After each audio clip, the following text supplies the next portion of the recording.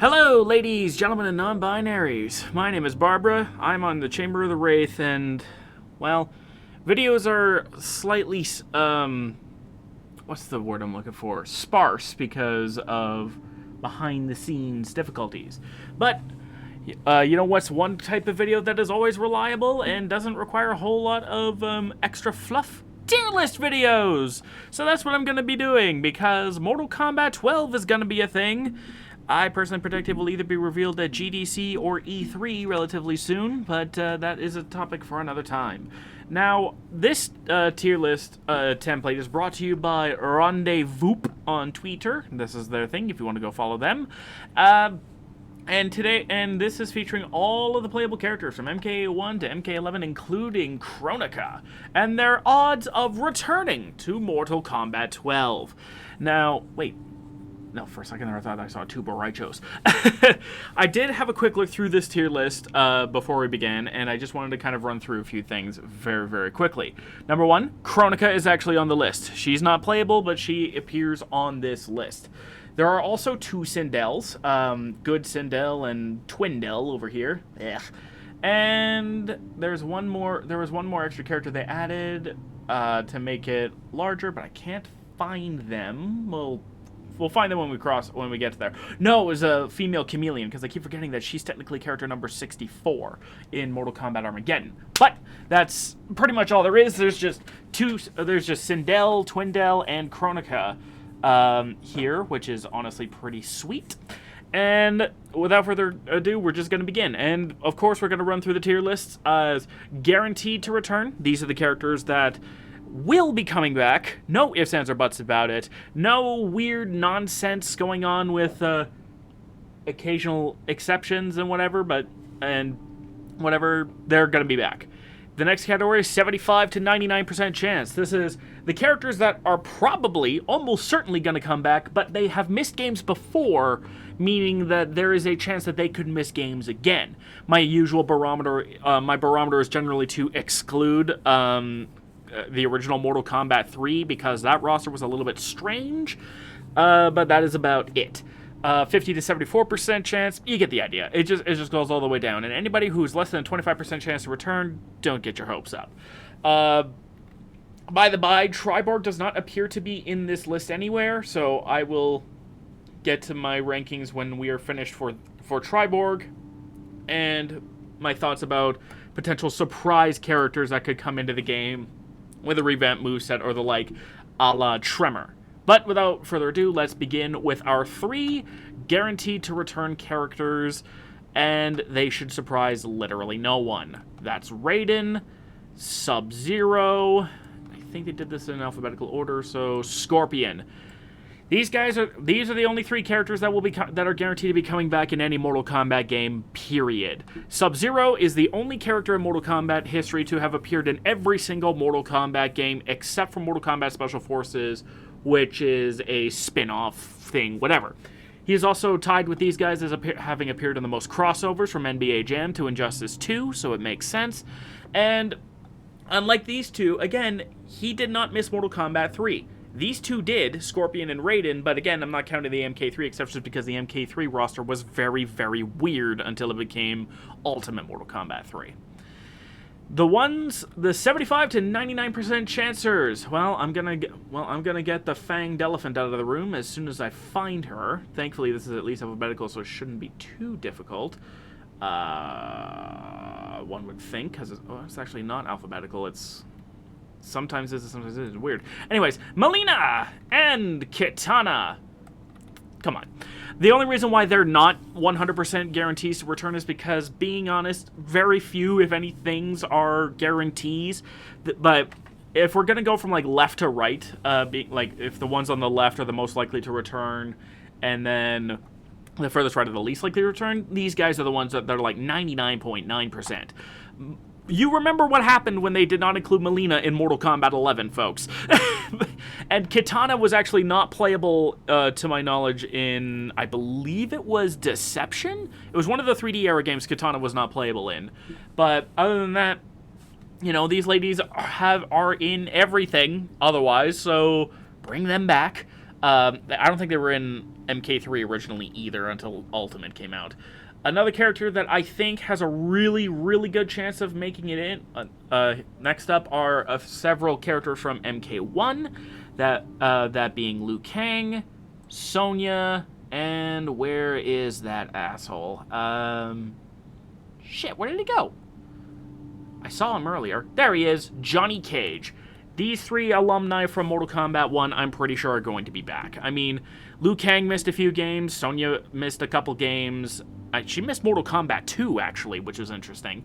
And Johnny Cage was absent for most of Mortal Kombat 3's time in the spotlight, actually, and I think he was not in Deception either. But that's because Deception had another one of those weird rosters. Oh, and he also wasn't in MK versus DC, but really, who's counting MK versus DC? It's a game where Katana stole Melina's ball roll, so you tell me. But these guys are are the most popular of the classics alongside Scorpion, Sub-Zero, and Raiden, so I wouldn't be totally surprised if they showed up. If you're wondering where I put Kano, I'm actually going to put him down here for now. There's a reason for that. But Kano being an MK1 classic, he's got a fairly good shot at coming back, but I'll explain more a little bit later. Next up, I'm pretty sure D'Vorah is actually going to come back, which is surprising considering how much flack she's caught. But considering how much flack she caught in MKX for killing both Baraka and Melina, and she's still in the roster, I think she is actually going to be a mainstay for a while. I personally really like D'Vorah. She's a very unique kind of character. She's a walking beehive of death, so hard not to love, in my personal opinion. Next up are the Borgs, Cyrax and Sector. They missed out MK11, but got some fucking sweet designs. So it would be a shame to let those designs go to waste, and if they were planned to be playable in MK12 or MK11, like I personally believe they were going to be, I believe some data leaks back that up too, I think these guys have a really good shout at coming back. Maybe even making launch roster, which is weird because I don't think we've had a Cyborg make the launch roster since Mortal Kombat 9 over a decade ago. That's crazy. Well, no, wait a minute, there was Frost. That's right, there was Frost. Never mind. Never mind what I just said. Who else has a really good shot at coming back? I think the kids, Cassie, Jackie, where did Kung Jin go? I just saw him. There he is, Kung Jin, and Takeda both have a really good shot at coming back. I just saw Takeda as well. Where the fuck did he go? Damn it! I hate that I can't keep track of my things. This is why a lot of these tier lists are mostly edited, because sometimes the tier lists can get a little bit messy. There he is, near the bottom. Yeah, I think the Combat Kids stand a reasonably good shot at coming back. All four of them. I mean, there's a good chance that maybe Jackie might actually not come back, just because a lot of people, for some reason, got sick of her, and they might cave to the fan demand, but all the kids have a reasonably good shot at coming back. Actually, I'm going to put Takeda slightly ahead of Kung Jin, because they've been pumping out a lot of Cassie, so I wouldn't be surprised if she stuck around. But the people being upset about Takeda, and Takeda being a relatively new coming character, I believe there's a good shot at him coming back. I wouldn't say he's guaranteed by any means, but I think he's like, 80%, give or take, chance for him to come back. Speaking of high chances of coming back, I can actually see Rain also coming back too. This time as a launch roster character, because like Melina, Rain is in a position where he's a very popular character who was added fairly last minute to Mortal Kombat 11. I personally do not believe that these guys were planned from the start to be in MK11, because if they were planned to be DLC fairly early on, why were they not in Combat Pack 1 or even the Aftermath expansion? Basically, how in the fuck did RoboCop get in ahead of these two? Besides, guess, bias and whatnot. You know what I mean. Let's see, who else has got a... oh, I know who has a really good shot at coming back, whose absence also pissed off quite a few fans. A couple of the ninjas, of course, because I don't like calling them ninjas, but, it's shorthand for a reason. I'm going to put them up here. after Johnny Cage, but before D'Vorah. So there's Ermac, and there he is. Ermac and Reptile. Oh my goodness. Oh my days. These guys have been sorely missed. I'm actually going to bump Reptile down to after the cyborgs. Strictly for the main reason that Reptile was the only one of these three ninja-esque characters who have not gotten a redesign. When he shows up as a cameo, he literally is wearing the MKX suit, meaning that there were no plans to bring him back. But Ermac had a brand new design in Mortal Kombat 11 that was concept arted and really only showed up for about 5 seconds in the crypt before you yoink his amulet, and that was that. So he stands a really good chance of coming back. Both of them do. It's just that Reptile is the least likely of the four ninjas besides Scorpion and Sub-Zero in the classic era to come back because he never got a new design. So the guys in NetherRealm didn't actually pay that much attention to Reptile. So he probably will come back, but if any of these four aren't going to come back, honestly, I think Reptile's the one that's not going to, which is why I put them ahead of the combat kids. Cyrax and Sector, and behind Cyrax and Sector. But Ermac, bro, Ermac fans were pissed. And I don't blame them, because this new design is freaking awesome. Be ashamed to let it go to waste. And yet, NetherRealm did. Oh, here's the other character. Here's another character that I'm missing. I'm gonna put her ahead of Ermac. Jade. Now, Jade is in a weird position, which is why I put her a few steps back behind Kitana and Melina. She was a secret character in MK2, meaning she was not playable, but like Noob Saibot, she was a secret playable fighter. Then she became playable in MK3, and has been missing from several games since. I don't believe she was in Mortal Kombat 4. She was definitely not in Mortal Kombat Deadly Alliance. She shows up in Deception and Armageddon and MK9, but she misses out on MKX entirely with her variation going over to Kitana. So that's 4 games, I'm pretty sure, that Jade was skipped over. Compare that to, like, Kitana was missing from 2 of them, and so was Melina ever since her debut, at least for the most part. So, by the fact that there are multiple times where Jade has missed out on the roster, I think she's the least likely of the female ninjas to be coming back. But I'm putting her ahead of Ermac because part of the reason why Jade was in MK11 was because the last time she got skipped over, people were very upset. So she's got the same kind of thing that Melina has going on, which is help from having a whole lot of fans. And yes, I understand that this is going to roughly pan out to be a popularity contest, but that's because NetherRealm Studios, despite their reputation for some of their decisions, they're not stupid. They know what people like, which is why, despite my gripes with the Mortal Kombat 11 roster, I'm not overly mad at it, because of course they were going to rely heavily on the classic characters that they missed from MKX. Speaking of characters that they missed, I'm actually going to put this guy in the... this guy is going to be the first besides Kano in this category, but that's because I don't know where to put Kano beyond here yet. Where did they go? Here they are. Noob, Saibot, and Smoke. These guys... Woohoo! These guys are... Actually, I'm going to put Smoke at the bottom of... by the way, if you... Here, I'll just quickly do this. Just because it's good shorthand. This is just good shorthand for me so that I don't have to say in percentage to return categories. And then we'll call it the D category, because F is harsh. Let's be honest here. But yeah, at the bottom of A tier, I'm slapping in Smoke, because people love Smoke, and people have wanted Smoke back for a while. He's missed 2 games in a row now, but if we take a look at his history, he has missed quite a few. He was also a secret fighter in Mortal Kombat 2, being made playable as a robot in Mortal Kombat 3, and then becoming a human playable character.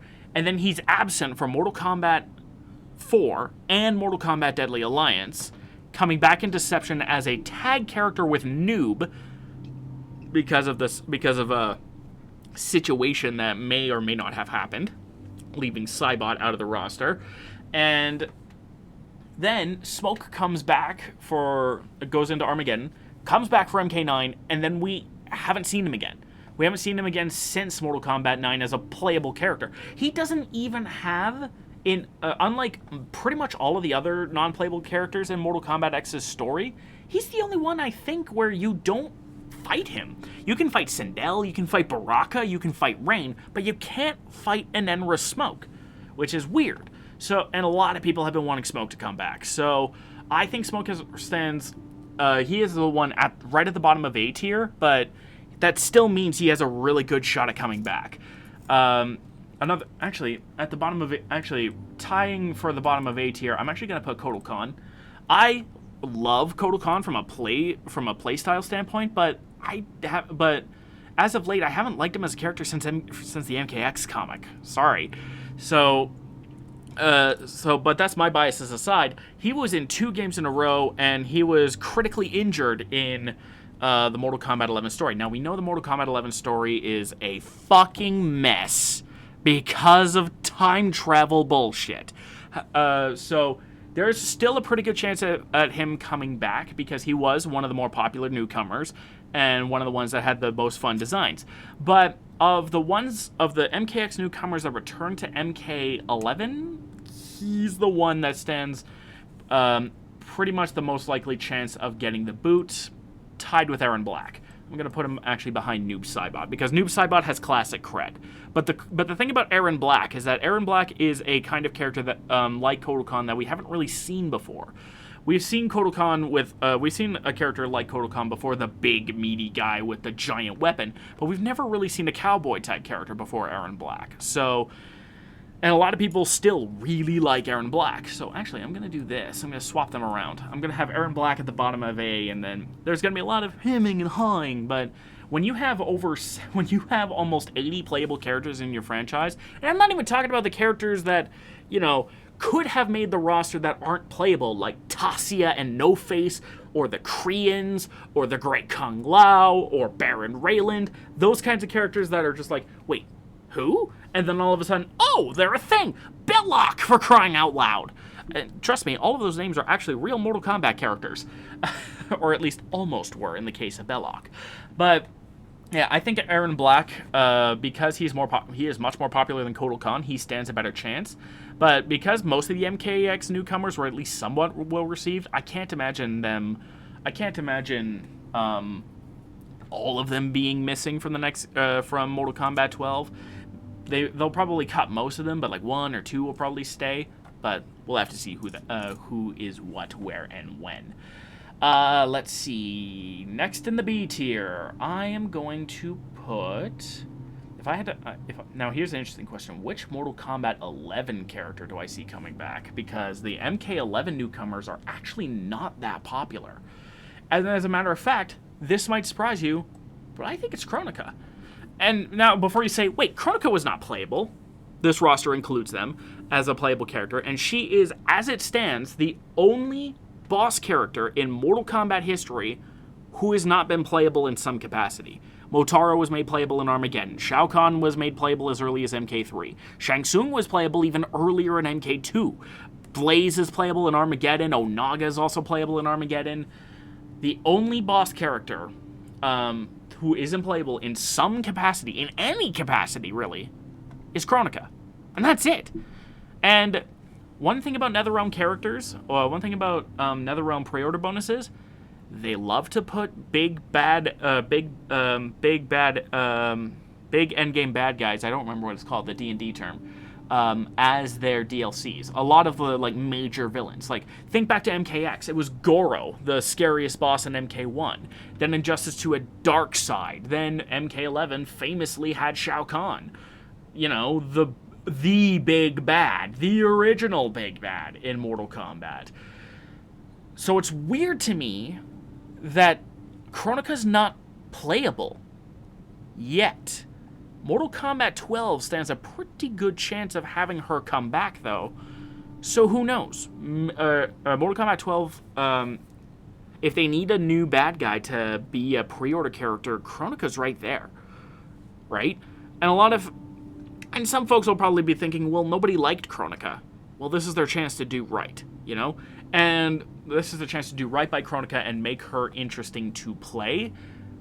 And with the new hardware, I have no doubt they'll pull some crazy time shit with her. Speaking of time shit, I'm going to put Geras right behind her, because Geras, I think of the MK11 newcomers besides Kronika, Geras has the best chance of coming back. He's the one that people actually kind of liked. So he's the one with the least amount of flack thrown his way. Plus Geras, plus I feel like with the PS5 hardware and the Xbox Series X hardware that they're going to be working on, they are ditching the PS4 for this game, for sure. So, the time-based characters, I think, stand a really good chance of really being able to cut loose. And NetherRealm loves nothing more than to experiment and try new shit. So, characters with the kinds of powers that they got to entertain a little bit in MK11, but never really got a chance to really super crazy go deep in, I think these guys stand a pretty good chance. Plus, unless they change who they're going to make their pre-order bonus, I think it's honestly going to be Kronika. They are not going to do if they're smart, they're not going to do Shao Kahn twice. Maybe Shang Tsung, maybe Motaro, but honestly, Kronika's the freshest in people's minds. Honestly, it could be Shinnok, which actually leads me to putting Shinnok in here, just after Geras. If Shinnok is the pre-order bonus because he is the bad guy they chose, that makes good sense too. And a lot of people like Shinnok, whereas Kronika is a little but Kronika is newer. And if they want to kind of flex their muscles, because they've got steep competition in Street Fighter 6 and Tekken 8, time-based shenanigans in a fighting game with Kronika and or Geras would be the way to go, in my personal opinion. But if they go with Shinnok, I'm not terribly surprised. I'm actually going to have Kano where he is right here, because Kano is a popular character. He is a classic character, but he's also dead. And you know, say what you will about Mortal Kombat and the fact that death doesn't really mean jack shit. But if a character dies, they tend to use that as an excuse to skip them over for a game. I mean, Johnny Cage died during the events of MK3, and he wasn't playable for pretty much the entire time. MK3 was the game that was getting new versions. Think about what happened to another character I'm going to put on this list, Baraka. Think about what happened to Baraka. He died in the MKX story, and he was never made playable. In fact, he died twice! The poor bastard died twice! Once in the story mode, and once in the Combat Pack 2 trailer, because he is technically the alien's dad. So, oh, jeez. I'm gonna put Shang Tsung up here, too, because he could very easily be the pre-order bonus, and people fucking love Shang Tsung. In fact, I'm actually gonna put him ahead of Geras and Shinnok. Yeah, because people... Actually, you know what? I'm going to put him at the bottom of A tier. Kind of tied with Smoke and Aaron Black. Because Cary Tagawa coming back as Shang Tsung was a brilliant decision, and people frickin' loved it. Plus, Shang Tsung got to do a whole lot in Aftermath. But that's also why I have him so low. If he didn't do much in the Aftermath story, he'd be, like, up here, probably. I'd put him ahead of Johnny Cage or even Sonya. But, not Liu Kang. But considering he got to do a lot in in Mortal Kombat 12 and may even be the main bad guy for MK12, he gets to go down here. Just because he's had a lot of time in the limelight, so if he does get skipped over, I honestly wouldn't be surprised. I think Shang Tsung got the most amount of limelight of any DLC character besides maybe Fujin, who we will get to in a minute. But Baraka's down here. He's a jobber, but he's a classic jobber. So he's probably going to get skipped over. Reptile has a better chance of coming in because he's got the ninja cred, and they love their ninjas, but at the end of the day, Baraka stands a fairly good chance of getting skipped over. I am going to also put down here Nightwolf, and where did Shiva go? Nightwolf and Shiva, because both of these guys show up pretty prominently in the Aftermath DLC. I mean, I know Nightwolf was Combat Pack 1, but he got to flex his muscles in Aftermath.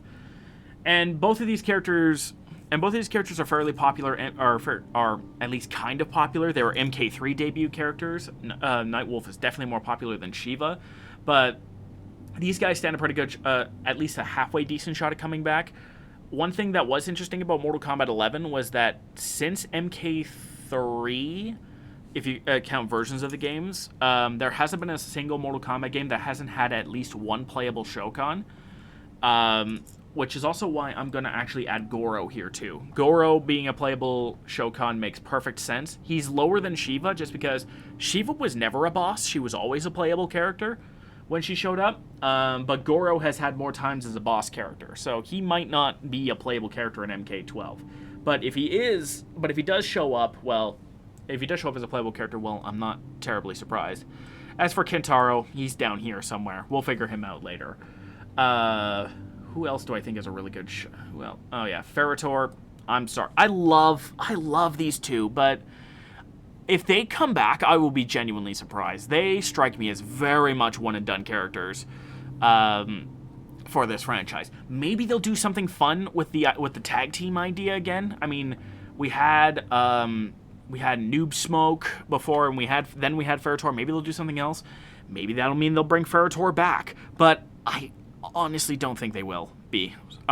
They were the least played character in Mortal Kombat X, I believe, by a sizable margin, and nobody really noticed that they were gone until this asshole made a mention of them, Collector, who I'm putting down here. I'm putting him up in the B tier because he's a new character, and new characters tend to get at least one more fair shake in Mortal Kombat games before they're given the boot. But Raicho, for instance, was a character who was in every single 3D era Mortal Kombat game as a new character. So and Kenshi has had quite a few appearances afterwards, but I think Geras is the most likely, and then it would be Collector. And I think Cetrion's actually down here. I personally really dig Cetrion from a design standpoint, like gameplay-wise, with all the elements and crazy shit. But, they didn't go far enough with her design, and honestly, she didn't feel like an Elder God. I mean, for fuck's sakes, why was she shorter than Raiden? Why was she shorter than Raiden? She's an Elder God! I don't know what it is with NetherRealm and refusing to give lady characters any variance in height besides Kronika and Shiva in Mortal Kombat 11, but, like, one of the major things I hope changes is that there's height changes. Like, I want Kitana to be a foot taller than Liu Kang, at least. Get Melina some extra height, Jade some extra height. If Cetrion comes back, which would be highly unlikely, but if Cetrion does come back, I want her to be fucking enormous.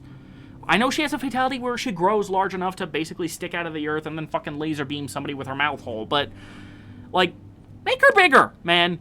Make her model bigger. Seriously. God. Another pair of characters that I seriously don't think will be coming back are Taven and Dagon. Taven and Dagon. But these two are such nothing characters, really. They were kind of the main crux of Mortal Kombat Armageddon, but they are such nothing characters when it comes to, like, anything. They're just reference fodder. The last time they got any shouts, they were being drowned by rain in his MK11 ending. These guys are not very popular, and I'm pretty sure NetherRealm is gonna skip over these guys entirely. These are gonna be some of the first characters that they'll look at and go, pass.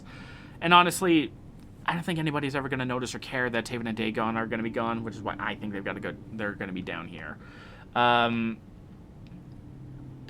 It's been a while since I've actually touched B tier. Is there anybody there that I think might have a good chance of coming back? Kenshi.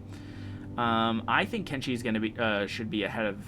Yeah, I'm going to put Kenshi up here. Yes. I think that's reasonable because Kenshi is the most popular 3D era character by a sizable margin. And a lot of people really like Kenshi. Him skipping out MK11 kind of makes sense, but I wouldn't be surprised if... but he's one of those characters that it could go either way, so I'm actually going to put him down here, because there's a 50-50 shot. He might show up, he might not. Kenshi fans will be upset, of course, that he won't be in, but at the same time, if Takeda makes it in, like I personally believe he will, then at the very least there's a Takahashi on the roster, which I don't think anybody's going to be upset about. By the way, this is for either DLC. This is as either DLC or as launch roster characters. So I'm not. So this is kind of what I had. What I'm talking about when I'm talking about these guys. Assume that I either mean DLC or launch roster. Mavado. Mavado's interesting. Right now, I'm going to put him ahead of Kentaro in the C tier, and I'm going to explain why. Motaro is a red dragon, and we haven't had a playable red dragon character since Mortal Kombat Armageddon. He has a pretty cool gimmick with the grappling hooks as well and the spiked shoes. But the last time we saw him in anything Mortal Kombat related, he was gutted by Cassie Cage and Jackie Briggs with one of his own hook swords. Which actually leads me to another hook sword user in Cabal, who I'm going to put at the top of C tier as well. Because Cabal is a relatively popular character, but I mean, he came back for MK11 and he was in MK9, and if any of the like MK3 era newcomers are gonna have a good shot at being missed, I think it's gonna be this guy. The tricky thing is that people like Cabal more than Movado, and they both have the same signature weapons in the hook swords. And the question will then become, well, will NetherRealm have a shot try to make Movado more interesting, or will they stick with Cabal? And that's why these guys are at the top of C tier, because I don't think these guys are more likely to come back than Kenshi or Collector, honestly. But I do believe that these guys are the most likely to go ahead, so that's why they're at the top of C tier.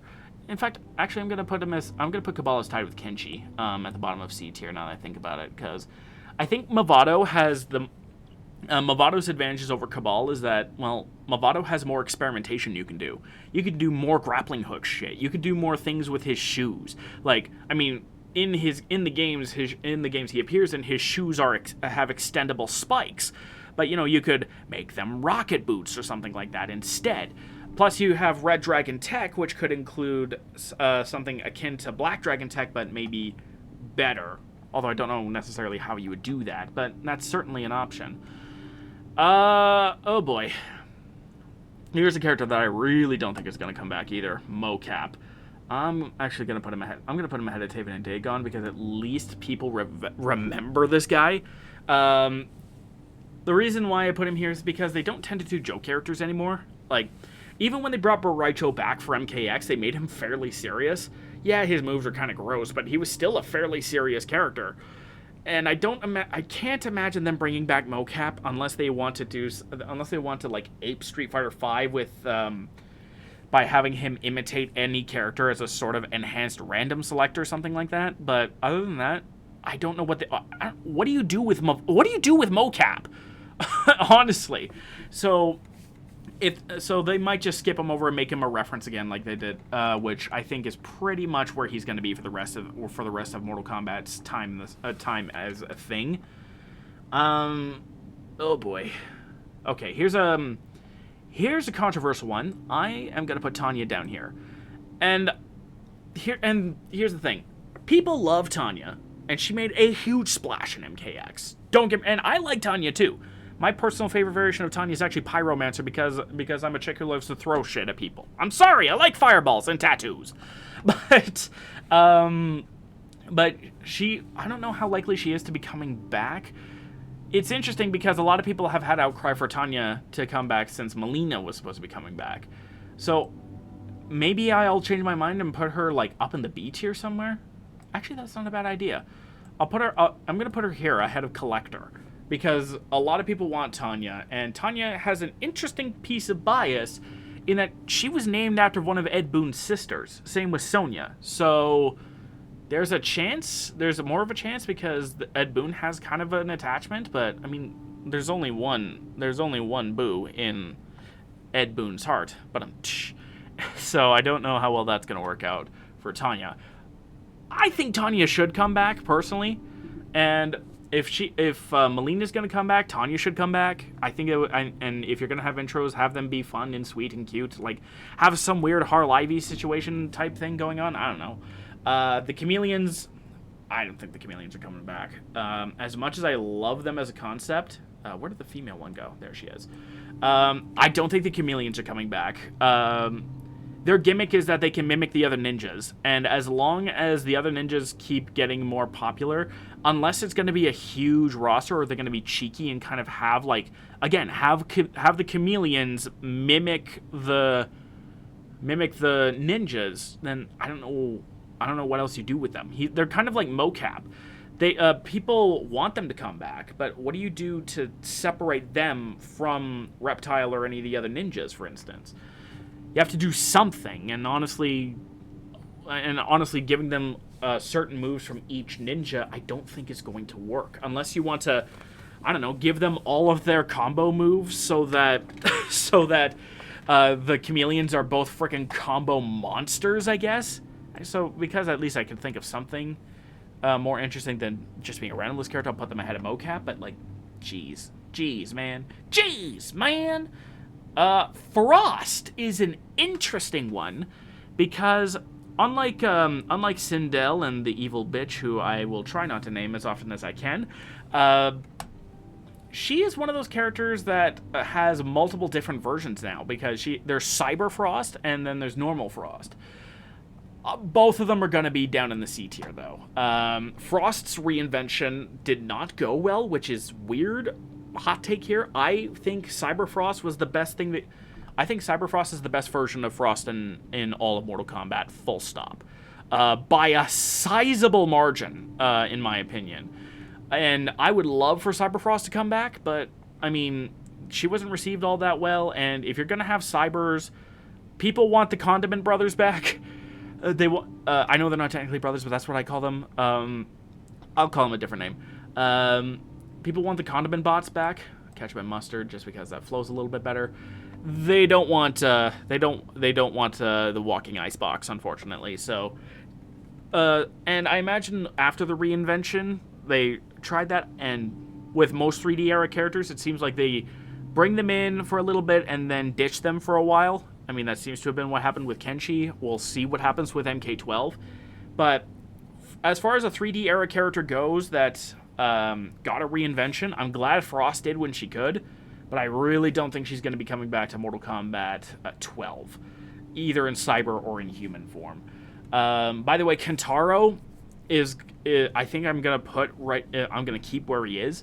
Of the 3 Shokan, he is the least popular, and he is the least used, and personally, I think he deserves a fair shake. I mean, when Goro steals your entire gimmick for a whole variation, just like how Kitana did with Jade, and Jade gets to come back, but Kentaro doesn't, it's a little bit irritating. Plus, you could do different things with his more cat-like physique. He could be more agile, you know, do more shit in the air, enhance his pyromancer abilities, make him throw flame tigers. I don't know. There's options here. Oh boy. Oh, hey, I missed a few classic characters. I think I'm gonna put Jax up here. I'm gonna put Kung Lao. I'm gonna put Kung Lao ahead of the Combat Kids, I think. Yeah. Jax is in an interesting spot because, again, Jax is a super popular MK2 era character. Famous classic character. He's iconic. He's got a signature in his mechanical arms. And I love Jax as a character, but Jax has been in a situation where they keep trying to hint at him retiring, but then just getting roped back in. They've done that twice now, where he was supposed to be retired but gets pulled in for something. The first time they did it, it makes sense. Jackie could be dead, and Jax was a Revenant for longer than most of the other Revenants, so he was the one that they called in to help with the whole Netherrealm thing, and potentially being able to revive the other Revenants until Hanzo showed up and ruined everything. But then they pulled it again and had him join the bad guys with Kronika for some reason. I really don't... if they try this a third time, I really think people are going to start to get pissed at Jax. Let the guy have a break. And I'm not putting him down here because of that personal bias. I think genuinely that NetherRealm's aware of that, and if they go so far as to do this again, and to do that story thread again, they're just admitting they have no ideas for Jax. So, if anything, Jax should definitely get a break, and I think Jax will get a break. Those are two separate statements, because if it were up to me, hot take, Sonya, Johnny, Jax, Kano, yeah, Sonya, Johnny, Jax, and Kano would not be on the roster at all. I would boot them out and have them sit out Mortal Kombat 12. But because I don't have the executive decisions on that in Mortal Kombat 12, I have to concede that Jax has a fairly good chance of coming back. but what would they do with him? Granted, you could argue, well, what about DLC? Which is a fair point. Jax, that's a perfect way to bring Jax in. He's a DLC character. Boom. All right, I can live with that. Which is why I'm going to leave him down here, but he's going to be right at the top ahead of Noob Saibot. Because of the whole DLC angle. Drawman is down here. Drawman and Moloch are two 3D era characters that have a lot of potential, but I don't think are going to be used. Because they're not very popular, and, well, they don't have a whole lot in the way of story that you can do. They're both Oni. Also, Moloch is dead. Granted, Moloch has been used as cameos, whereas Drawman has had less of a cameo situation. The last time these guys were ever doing anything was in Mortal Kombat X's comic. So, take that for what you will. But I think these guys, being down here doesn't necessarily mean that they... Remember, being down here does not mean that they are never going to come back. I do not deal in absolutes. Only a Sith deals in absolutes.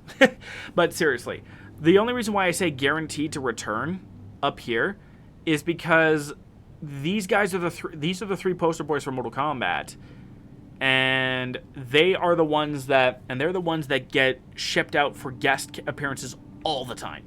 In Injustice 2 and you have Injustice 2 and NBA Jam. You have NBA Jam, Injustice 1, and PsyOps the Mindgate Conspiracy. And then you have Raiden, who not only showed up in NBA Jam as well, but also showed up in fucking Unreal Tournament for the Xbox. The original Xbox. To this day, Raiden is the only Mortal Kombat character to have had an exclusive appearance in another game with his own moveset. Scorpion was just his skin. Was just a cheeky little skin. Raiden got a full fucking moveset and everything for I think it was Quake 2004. I can't remember the name of it at the time, but he was in the Quake game for the Xbox. So these three, being the poster boys of Mortal Kombat, are the ones that are almost certainly going to be coming back. I'm just gonna, yeah, I'll leave it as guaranteed to return. Although again, anything is possible. But seriously. At least with this category, you've got Kitana and Melina, who one could argue they should be up here. But they've missed games before. These guys pretty much haven't. The only games that these two missed were MK3, and Sub-Zero hasn't missed any games, period. So I really don't think they are going to be skipped. Melina could be skipped, but it would be foolish for them to, which is why I have her down here. There's precedent, is what I'm saying.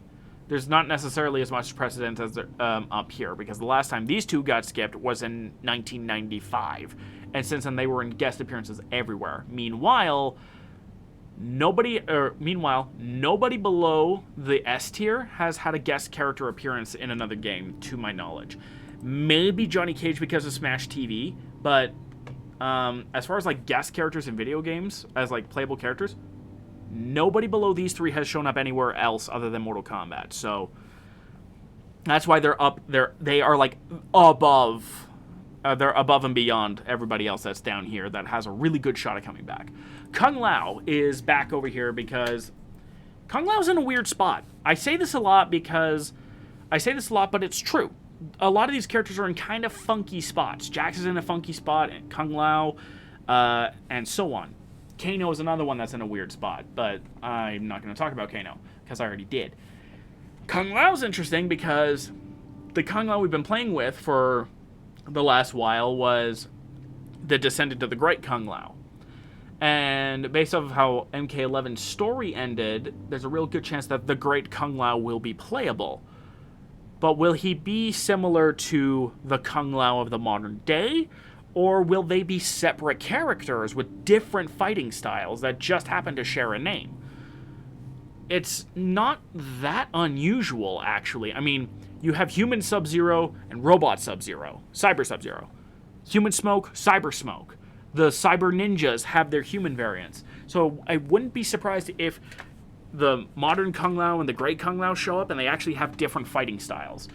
But so I'm actually going to put... So this is actually the perfect spot for him to be, because Kung Lao could easily miss a game, like the modern Kung Lao, and then the Great Kung Lao is in there as his representative instead, or they both may not show up, or Kung Lao is the only one that shows up. But Kung Lao having the precedence that he does, between the unique weapons and the crazy fast gameplay and the fact that he's an MK2 classic, as much as he plays second fiddle to Liu Kang, that still gives him a really good shot at coming back. Oh boy. Moving on. Sindel and Twindel. Okay. I gotta level with you guys. If it were up to me, Sindel would be up here and Twindel would be down here. Like, even past Taven and Dagon. Because I love Sindel. I love, like, the Sindel character. What they did in Mortal Kombat 11 should be reported to Geneva for a fucking war crime. However, I have to concede, these guys are just as likely to come back as the other. Because somehow these two are the same fucking character, according to NetherRealm. So, I have to concede that fact. If you can tell, I'm fucking livid that this was a thing. Anyways, so I'm gonna put them down. I'm gonna keep them both down here, actually. But I'm gonna put them ahead of the Oni. And here's why. This bitch over here ruined Sindel for tens of thousands of fans. Some people like this crazy evil skin-walking frickin' body snatcher for some reason. But I'm gonna put Sindel ahead just because honestly, because a whole lot of people were not very huge fans of this. In fact, I want you guys to go back and watch the Sindel combat cast and watch how awkward it is for the three boys there to explain the reasoning behind why they made her evil. It shows that even those guys, even like poor Stephanie, man, she was in a really bad spot, and she's like, oh man, I want to be hyped, but it's like, god damn, dude. So I think if Sindel ever comes back, it might be the real Sindel, genuinely, because they might walk back on the retcon. They could walk back on the retcon. They should walk back on the retcon. But an easy way to get around a bad decision like that is to just cut the character out entirely too.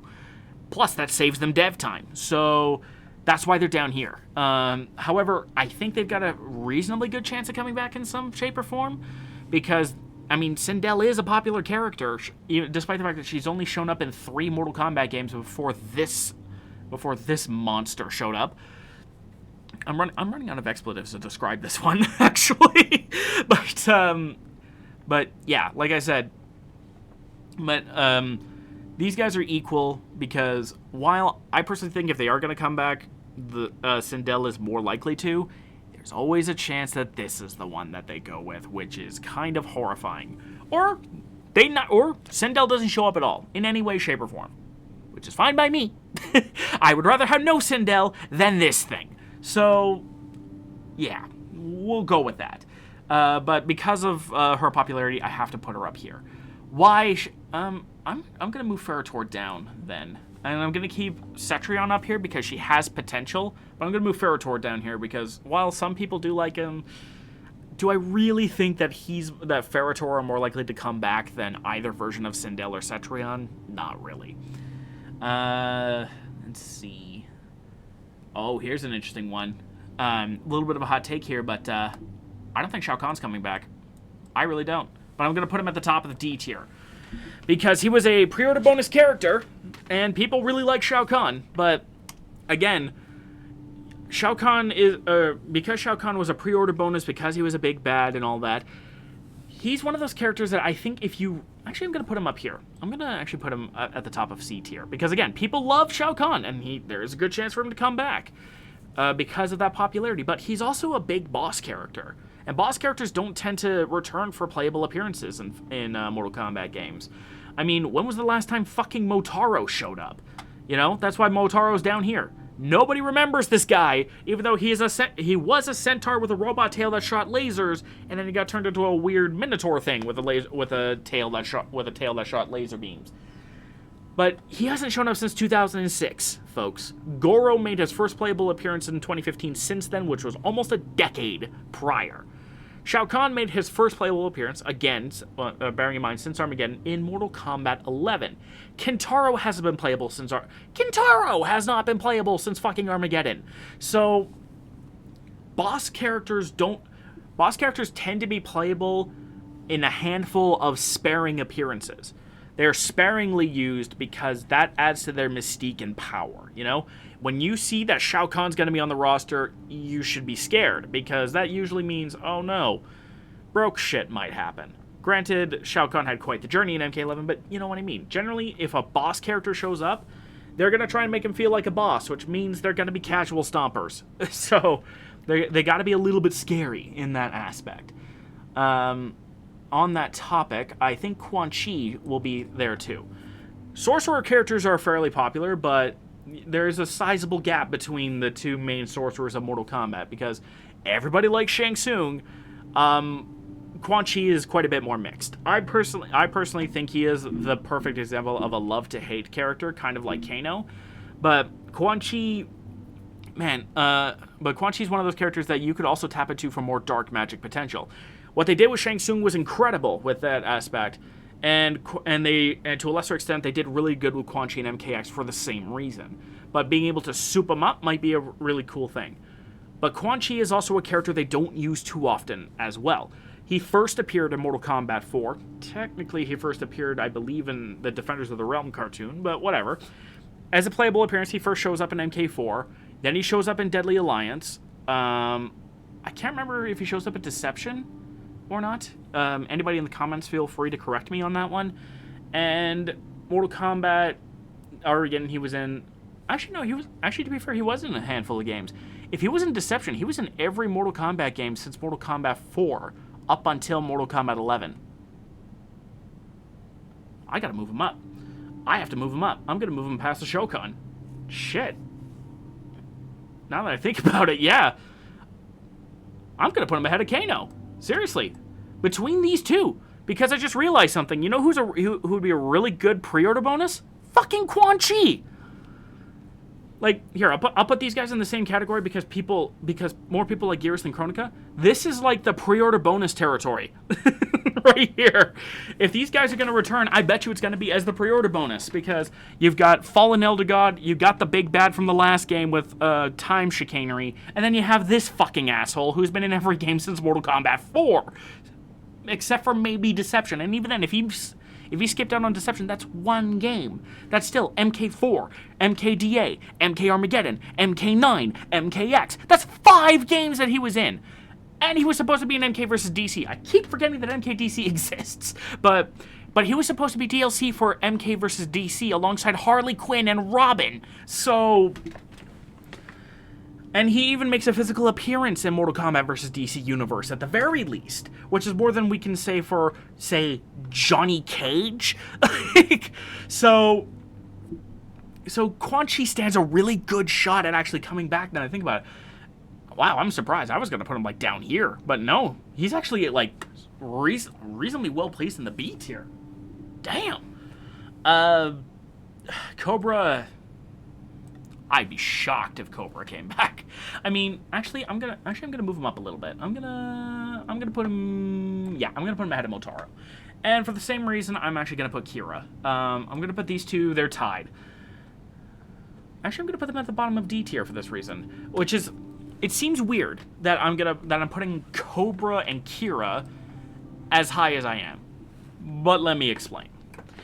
These guys, especially Kira, had a relatively recent appearance in a Mortal Kombat movie, Snowblind.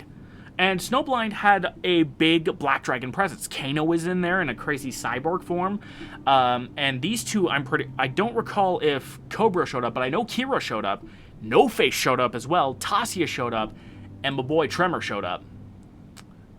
I'm gonna put him ahead of Kintaro for this one, because of any like random ass side Black Dragon character that first showed up in like Special Forces or Deception, Tremor has had the biggest bounce back.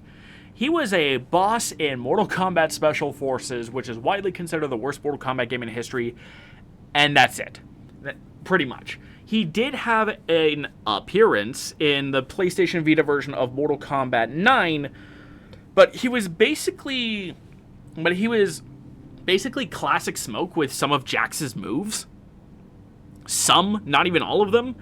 He was basically an NPC for a port of a side game, for a port of a random game. So I really, really, really don't think that Tremor has a lot of people would have expected Tremor to come back in Mortal Kombat X. Sorry, and yet he shows up and is one of the most popular characters in the fucking game. Not even just because he's incredible to play as in a competitive setting, but people loved what he could do. I mean, he was the epitome of ultimate earthbender, throwing lava and gold and crystals and literally flexing on people. And he has had unique gimmicks in being able to do things like summon interactables and having a jumping attack that's a low. There was all kinds of really cool things. They went fucking cuckoo bananas with this guy. Which is why I'm not surprised he didn't show up in Mortal Kombat 11. However, he stands a really good shot at coming back to Mortal Kombat 12, even as a launch roster character. At least relatively speaking. I mean, I certainly put him ahead of these two. And these two have the advantage of having actually shown up more recently in fucking Snowblind. So, who knows? I mean, Tremor did show up too. So these guys... So, actually, I'm going to put the Black Dragon weirdos up here. Any one of these three could show up, and that would be a pleasant surprise. Especially if they could reinvent Cobra and Kira. If they could give these guys the Tremor treatment, I think we're off to a fantastic start. And unpopular opinion, buff Kira was the way to go. Okay. Suhao! Guaranteed to return. I'm just kidding. In all seriousness, yeah, I really don't see him coming back. I'm going to put him right next to Suhao. Or right next to Mocap. And here's the thing. Suhao's actually not that bad of a character. The Sun Moon Blades were a fun idea. The Chest Heart was cool.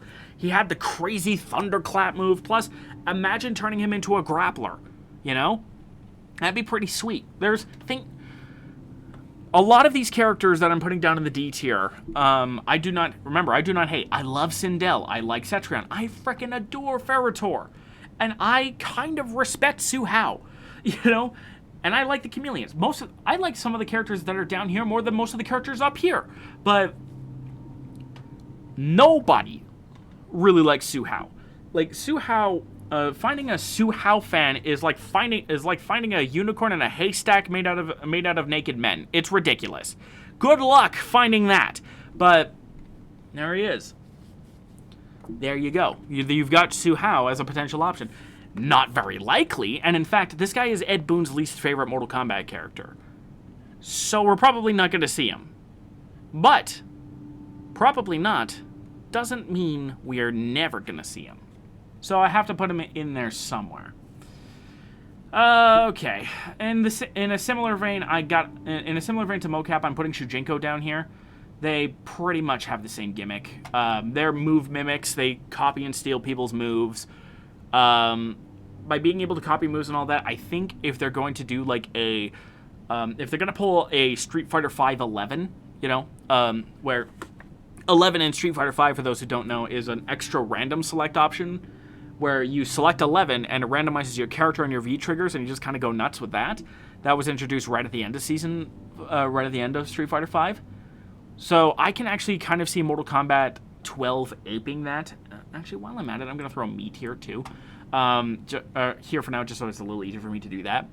I think these two have the same gimmick, basically. So if they're going to be... If a character is going to be doing that gimmick of, like, being a random variation of a random character, it being Shujinko or Mocap makes sense, right?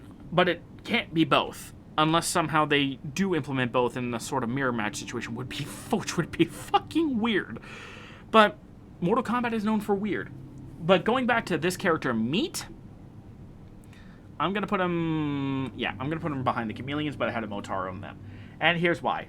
Meat's fucking silly. Meat hasn't been in the game since Mortal Kombat Armageddon, and technically Mortal Kombat Armageddon is his only appearance as a secret. You had to unlock this piece of shit. Granted, Meat wasn't really a secret character, but he's kind of treated as an honorary MK4 character because of a thing where if you I can't remember exactly how you would do this, but there was a way in MK4 to basically just play as your meat and skeleton model of your character, which was affectionately called Meat. But then they gave him his own moveset. They gave him the tremor treatment as far back as 2006, which was kind of funny. But I think with bizarre Mortal Kombat characters, I think Meat stands a really good shot at coming in. But he's going to be interesting because certain... Oh, that's a good song. Sorry, I just glanced over at Discord for a second and saw somebody was listening to a Sam Tinez song. Fun. But yeah, with Meat, I think Meat's overdue for a reappearance because he's the only character on this roster besides Kronika who has had fewer than 2 playable appearances in the series in any capacity. So Kronika had 0, Meat had 1. I think Kronika's got a better shot at coming back because she's fresher in people's minds and she is a boss, which means pre-order bonus.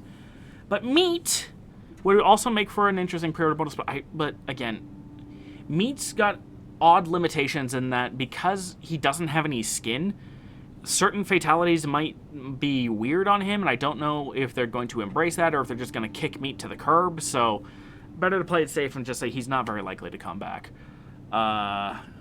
Here's a character that I actually think stands a halfway decent chance of coming back, Nitara. I think Nitara's more likely to come back than Frost. And yes, it is because of the Mortal Kombat movie in 2021, because Nitara does show up, and for the same reason, I'm putting Reiko up here too. I'm actually going to put Reiko ahead of Movado, because Reiko has had a lot of appearances besides the games. He's only shown up in 2 games, which is Mortal Kombat 4 and Mortal Kombat Armageddon. But he was in a lot of shit. I'm pretty sure he was in Conquest. I know for a fact he was in the MKX comic. He showed up in the Mortal Kombat movie. He's had quite a... No, yeah, he was in Conquest. So yeah, he's had quite a few appearances in outside media. And to a lesser degree, they kind of reinvented him to, lean more into the whole, he's, like, impersonating Shao Kahn thing.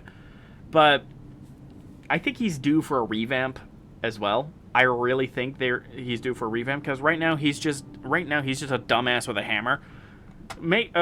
Bring back the teleport, bring back the funky kick, give him his shurikens, and maybe do some other interesting shit, because for some reason he was kind of seen as, like, the Burgundy ninja, I guess. So give him Burgundy magic? I don't know. But yeah, I think Reiko stands a pretty good chance of coming back, and Nitara for a similar reason, but to a lesser degree.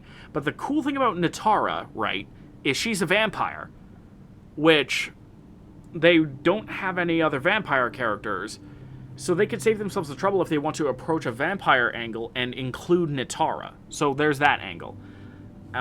Plus you have all kinds of ideas with like blood magic and the fact that she can fly. She is ripe for a modern NetherRealm revamp, and she was in a movie recently. That's why she's pretty high in the C tier. I'm actually going to put her ahead of Movado.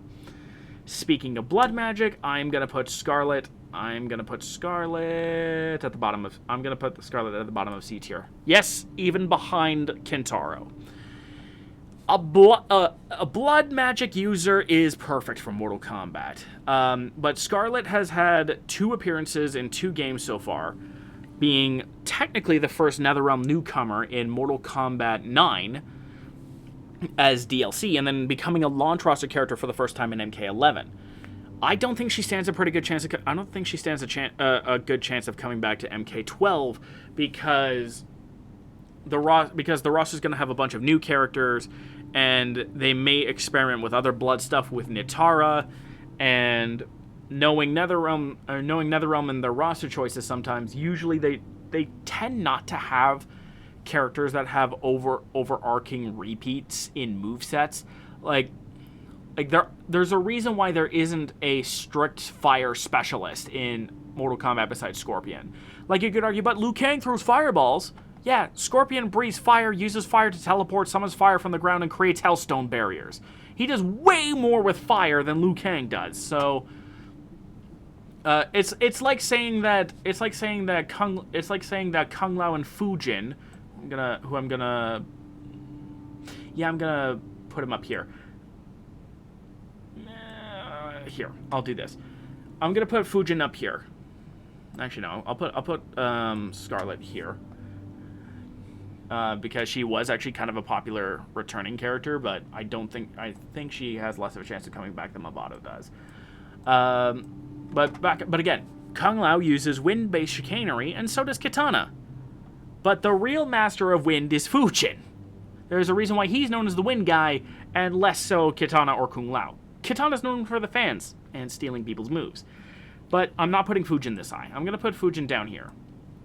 Because, unfortunately, 3D era characters tend to be, hey, they're back, and then they're gone. So then one might wonder, what 3D era characters stand a good chance of coming back? Well, let's very quickly, when I say a good chance, I'm going to consider B tier or up. I think Kenshi does stand a pretty good chance of coming back. He is the most popular of the bunch. But if there was a 3D era character that we haven't seen in a while that is going to come back, that will be coming back, I think it's Blaze. Just by gut reaction, I'm saying Blaze, and I'm putting him in with a pre-order bonus category. One, this guy was the big bad, was the final boss of Mortal Kombat Armageddon. Number two, imagine the fire effects they could pull. This would be the first time that we have seen a physical representation of Blaze since Mortal Kombat X. If you count the pit version, and if you count the last time we've seen him up close and personal, the last time we saw him up close and personal was, again, almost 20 years ago. And if you consider the fact that this is probably going to be a current gen only game, which is weird to say that it's weird for me to say that PS4's last gen, but but it is true. If this is going to be a current gen only release, and if Mortal Kombat is known for trying to do anything when it comes to fighting games, it's to make them look, like, visually, not animation-wise, unfortunately, but visually and, like, visual details and effects and stuff, making them look absolutely bonkers. You have a character made out of literal fire. Imagine the options that you can do for that kind of thing. Plus, again, we haven't seen Blaze in a while, and he fits into the pre-order bonus category pretty swimmingly. And the last pre-order bonus option, I think, but is the least likely of the bunch. Here, I'm going to rearrange them, actually. So I think it's Shinnok, Quan Chi, Kronika, Blaze, and Onaga. These five right here are my most likely picks for a pre-order bonus. Onaga's last, strictly because... Sorry, there's a bug in my face. But when you consider the fact that Onaga is enormous and a massive threat in Mortal Kombat, I don't know if they're going to restrict him to just being a pre-order bonus. He may even show up as one of the main bad guys in MK12. But Onaga is an option, and Onaga does have the cool factor going for him. He is the largest Mortal Kombat character that's ever been playable. He is huge, and he is a literal dragon man. Who wouldn't want to play as a giant honkin' dragon? As long as they don't make him shit, you know? But Onaga stands a really good shot, and people have been wanting Onaga to come back for a while. And he's made a few references, and again, pre-order bonuses tend to be boss-type characters. Darkseid as a final boss for a DC game makes sense. That's why he was a pre-order bonus, alongside, despite Brainiac being the big bad in Injustice 2. With these five, you have the same thing. You've got major final boss or sub-boss energy between these five. And Goro has already been done. Shao Kahn's already been done. Kentaro, I don't think is actually popular enough to pop up here, but if he does become the pre-order bonus, I will be very pleasantly surprised. But if I had to put a bet on which of these characters I think is the most likely to be the pre-order bonus, it would be Shinnok, then Quan, then Kronika, then Blaze, then Onaga. That's why I put these guys up so high. Could it be, or it'll probably be just one of these, and if just one of these shows up, everybody else takes at least a moderate hit in viability. Like if Kronika ends up in here, Quan Chi's down in C tier, Shinnok's down in C tier, and Blaze and Onaga are crashing down to D tier somewhere. But because these guys are big bads that have a good shot at being pre-order bonuses, that alone skyrockets them up. The only reason why I'm not doing that with Kintaro is because I honestly think they're going to skip over Kintaro. It's too late for a Shokan, basically, because it's too late for a Shokan because they did Shao Kahn. That's a big step up, so if you want to keep that energy going, you have to pick something that is on the level of Shao Kahn. And honestly, unless they pick Kintaro just to mess with me, I don't think they're going to do Kintaro. How many characters do we have left? 2, 4, 6, 8, 11. Oddly enough, we have 11 characters. We're going to be down to the last 10 pretty soon. And I think in the same category as Kintaro, I'm going to put Havoc.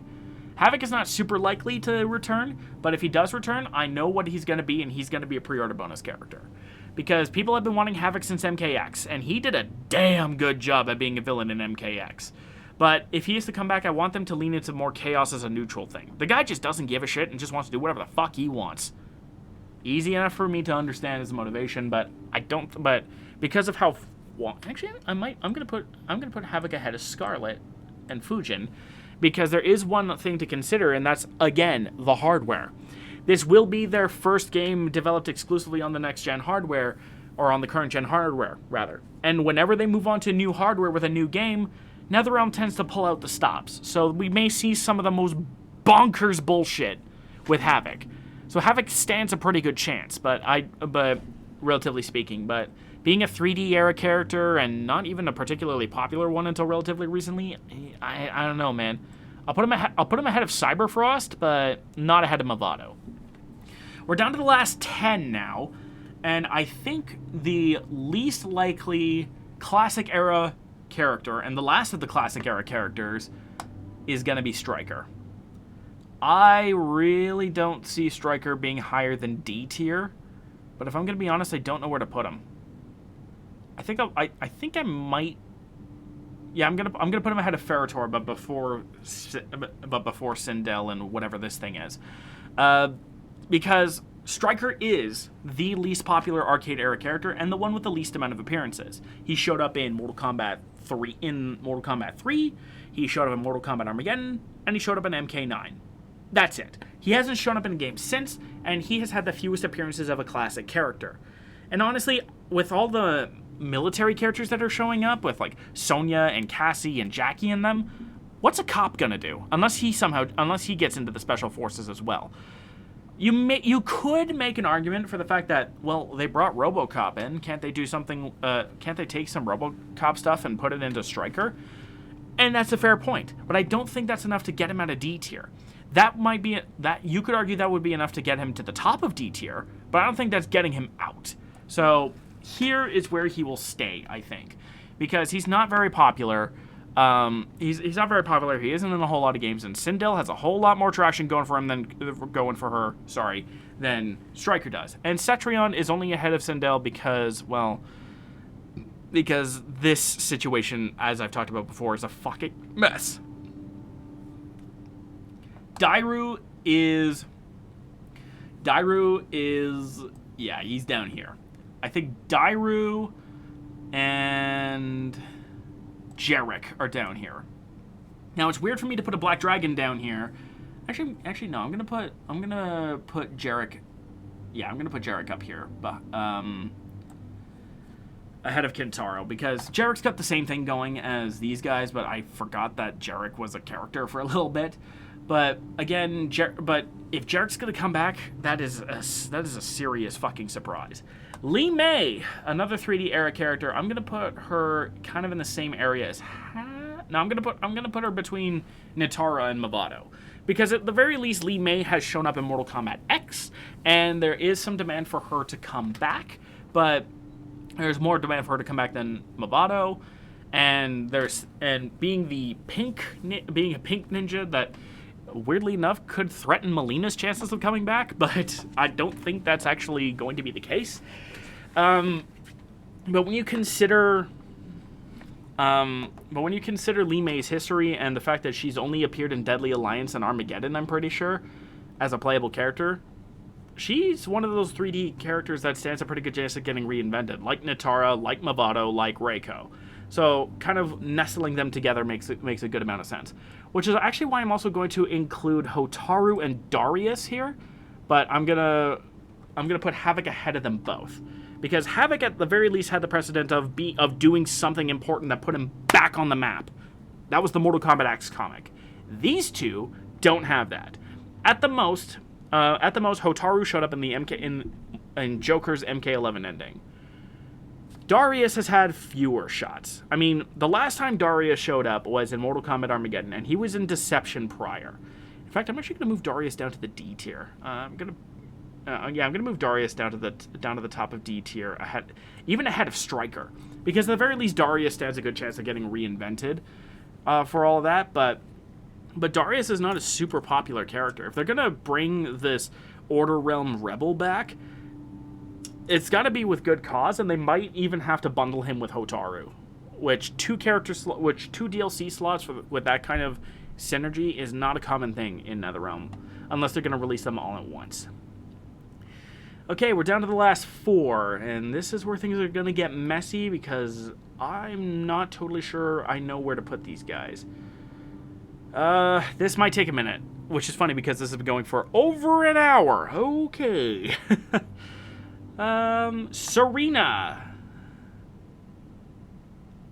I'm going to put Serena right next to Tanya. Serena showed up in MKX and everybody got super excited. And Serena is one of those characters who is in desperate need to show up in a playable capacity. As far as I'm aware, I think she was only playable in Armageddon? She might have been playable in MK4? She might be in the same category as Meat. But because she made an appearance in Mortal Kombat X, there's a good chance that she can show. And there are things you can do with, like, demonic magic, a demon form, her calling in her sisters as an assist, the knife toss, maybe a long-range grab to harken back to the fucking grab glitch that she had in Armageddon. This is a 3D character who stands a damn good chance at getting revamped and coming back. In fact, yes, I just realized I put her ahead of Kenshi, and I agree. I agree with that. Kenshi had his chance in the sun, Serena has not. So, and because Serena has made a handful of references here or there in other localities, it makes sense for her to come back. Just don't pair her with asshole Cabal again, please. You remember that was a thing? Anywho, Boraicho is gonna be low D tier. I'm gonna say he's gonna be low D tier. Him coming back in MKX was cute, both from a story perspective and in a gameplay perspective, but he is, I would argue, potentially too gross, which is weird because we're talking about a franchise where one of the characters where as a move, a character can literally rip off another character's face, rip off the front part of their skull, rip out their brains, and eat said brain. But I don't think anybody wants to see any of his puke fatalities in 4K. I'm sorry. Plus, as much as he has, he is the 3D era character who has had the most amount of appearances in cameos and otherwise for a while. So he is the 3D era character that most people remember, which actually hampers his chances of coming back because he was a DLC character in Mortal Kombat X as Combat Pack 2. So he was in 2016. So I think Boraicho coming back is not super likely. But it's one of those not super likelies where it's like, if he comes back, I wouldn't be as surprised if, like, Dairu or Darius did. Kai is another character that I'm going to put in the D tier, and I'm gonna cut Kentaro a break. I'm gonna put him back up here, and put these two here because, oh god, poor Kai. Actually, I'm gonna put Kai down here next to Darius. Kai is in a weird spot. The weirdest of weird spots in that he exists, I guess. I mean, he was an MK4 in Armageddon, but what did he do exactly? He was supposed to be he was one of 3 attempts to replace Liu Kang, I'm pretty sure. And if you're going, and well, 2 or 3 if you count Cassie Cage as an attempt to replace Liu Kang. And Cassie is the only one who made it through more than... and Cassie is the only one who stuck on that train for more than one game. When you can... And Kai, again, I'm not even sure, what he was doing in Armageddon. Like, he's got some cute gimmicks with the up fireballs and the down fireballs and the giant spike club, but you have to do some serious fucking work to make Kai.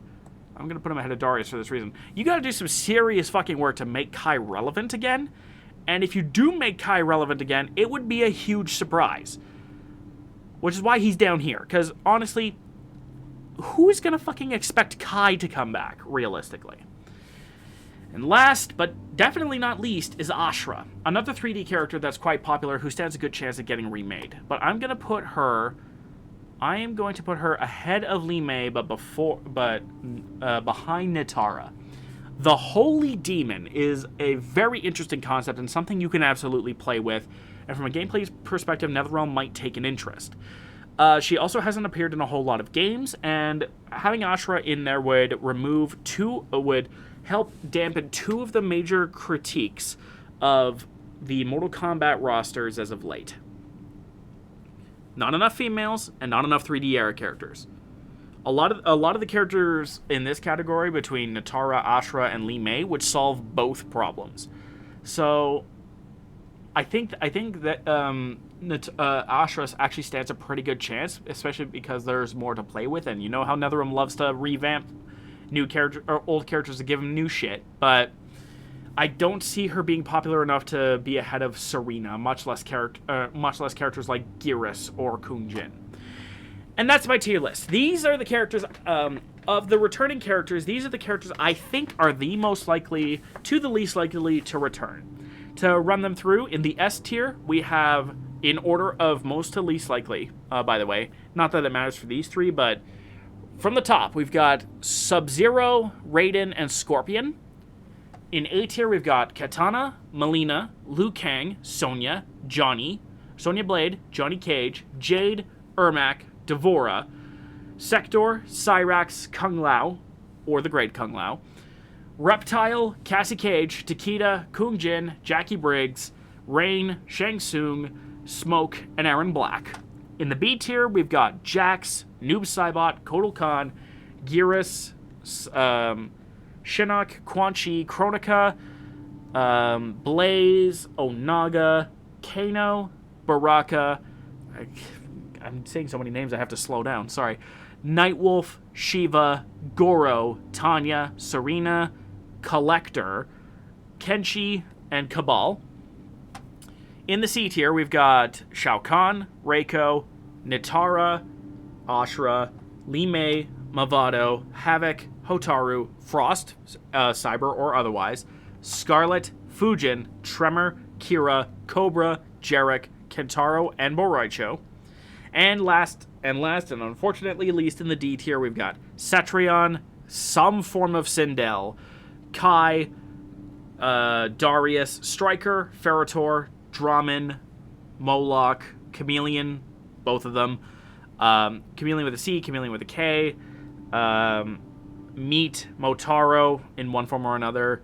I almost said Hotaru again. Suhao, Mocap, Shujinko, Dairu, and then Taven and Dagon.